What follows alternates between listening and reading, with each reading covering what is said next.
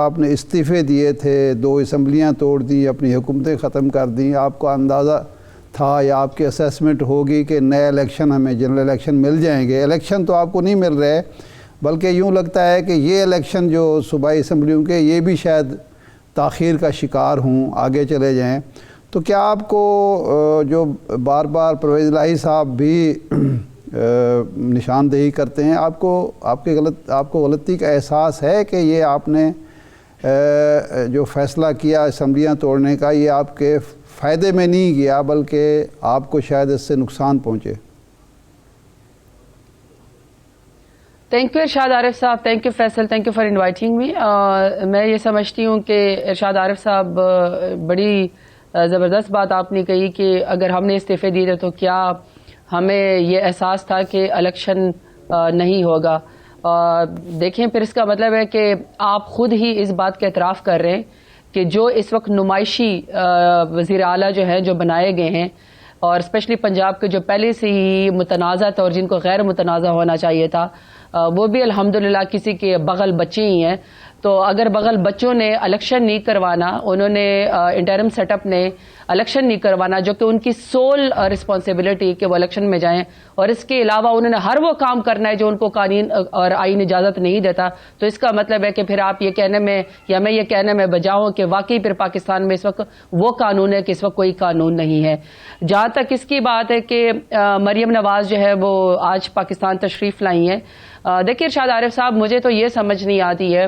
کہ جن کے والدین نے تین دفعہ کے وزیر اعظم رہے اس ملک کے اندر، اور ان کی گدی نشینی والی پارٹیاں آج تک کوئی اور لیڈر پیدا نہیں کر سکی کہ کس کو سہرا ہے اور کس کو وہ پیغام دینا چاہتے ہیں۔ بے شک ارشد شریف کی شہادت کے بعد آج وہ تشریف لائی ہیں، لیکن اگر آپ نے کیمرہ گھمایا ہو تو آپ کو بڑی طریقے سے آپ کو اور آپ کے چینل کو اور تمام چینلز کو پتہ ہے کہ اس سے زیادہ جو استقبال انہوں نے ایک چورنی کے لیے کروایا تھا پٹواریوں کے ذریعے، وہ تو اگر آپ کیمرہ گھمائے تو آپ کو آج کل پتہ چلے گا کہ ان 14 قومی جماعتوں کی جس میں ان کی بھی حکومت شامل ہے، آٹے کی لائن میں اس وقت زیادہ لوگ عوام کا جمع غفیر ہوتا ہے۔ دوسری طرف کیمرہ مین بھی زیادہ تھے، پولیس والے سیکیورٹی والے بھی زیادہ تھے۔ سوال یہ تھا کہ آپ کو یہ احساس ہے کہ یہ آپ سے غلطی ہوئی، یا آپ اب بھی سمجھتے ہیں کہ آپ نے درست کیا اسمبلیاں توڑ کر حکومتیں ختم کر کے؟ دیکھیے ارشاد عارف صاحب، پاکستان کے جو ایک واحد حل ہے اس وقت، اور 5واں سال ہے اس وقت الیکشن کو جو 2018 میں ہوئے تھے، واحد حل پاکستان کا جو پاکستان کی عوام بھی ڈیمانڈ کرتی ہے، جو کہ 22 کروڑ عوام کو نگیٹ کر دیا گیا تھا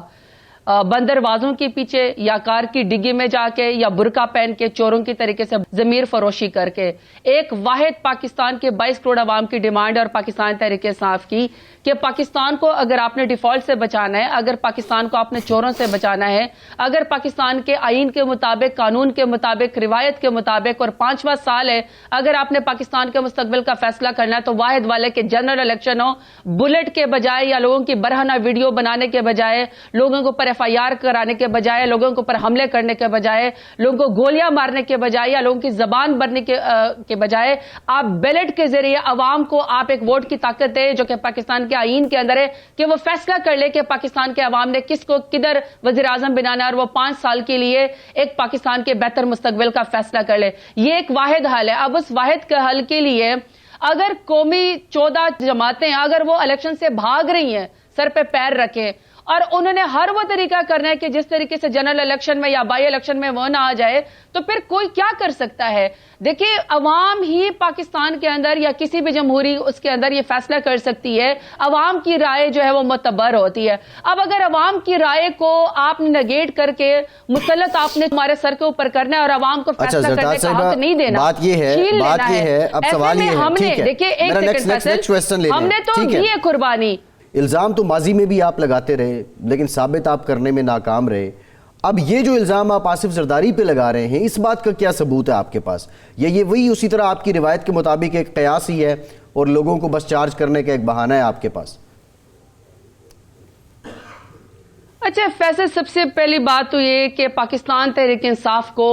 پاکستان کے کراؤڈ کو چارج کرنے کے لیے اللہ کا کرم ہے کہ جس طریقے سے ہم نے 10 بلین ٹری سونامی کو لے کر گئے تھے، जिस तरीके से हम एहसास प्रोग्राम लेकर गए थे, जिस तरीके से हम कामयाब जवान प्रोग्राम लेकर गए थे, जिस तरह एब्सोल्युटली नॉट कह के पाकिस्तान के इंडिपेंडेंट फॉरेन पॉलिसी का मुकदमा लड़ा था, जिस तरीके से पाकिस्तान को एहसास प्रोग्राम देके और पेंडेमिक के अंदर भी अपने अवाम को गुर्बत से और भूख से मरने से बचाया था, जिस तरीके से पाकिस्तान के अवाम के लिए 10 बड़े डैम बनवा रहे थे हम लोग, जिस तरीके से पाकिस्तान का मुकदमा अक़वाम मुत्तहिदा में और तमाम फोरम से पाकिस्तान तहरीक इंसाफ और पाकिस्तान के elected prime minister Imran Khan लड़ रहे थे, वहां पे पाकिस्तान तहरीक इंसाफ को चार्ज क्राउड की के लिए हिले बहानों की जरूरत नहीं है। सबूत क्या है इल्जाम जरदाद साहिबा?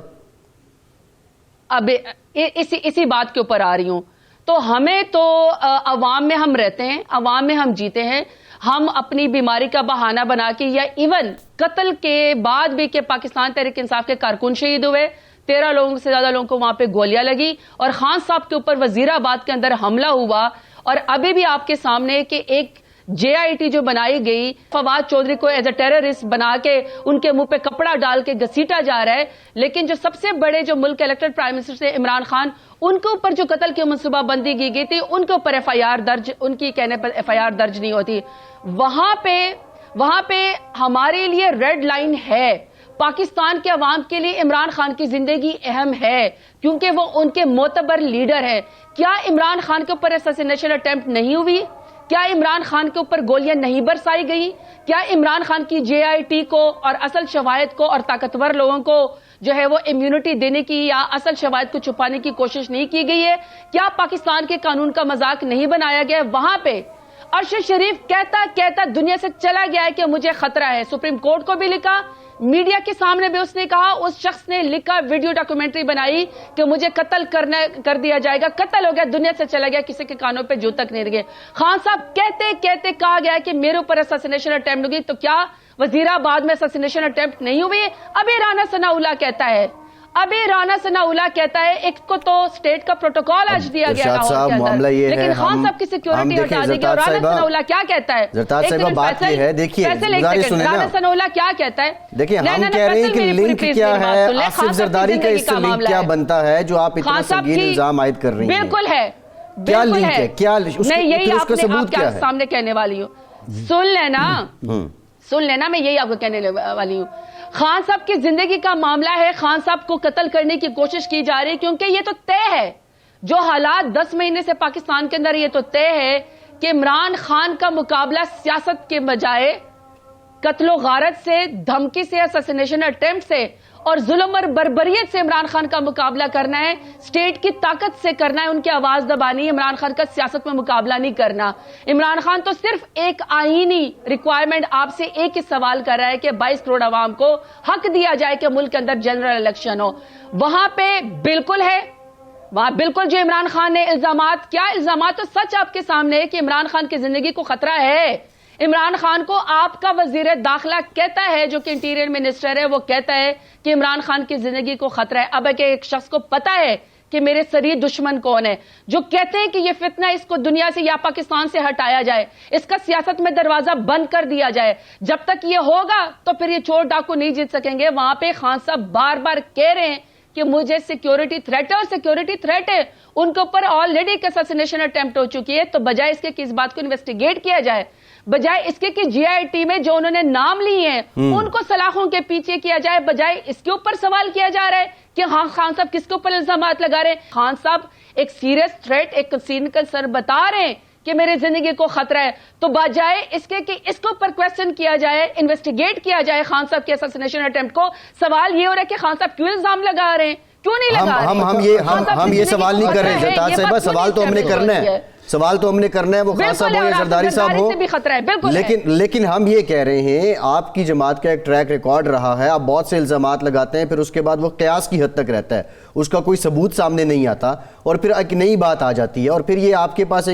एक टूल के तौर पे लोग इस बात को डिस्कस करते हैं। ये एक पॉलिसी, एक स्ट्रेटेजी आपकी रही है। हम इसीलिए कह रहे हैं ये संगीन इल्ज़ाम है, कम से कम इसका कोई रेफरेंस होगा, कोई लिंक होगा, वो भी बयान करना चाहिए था।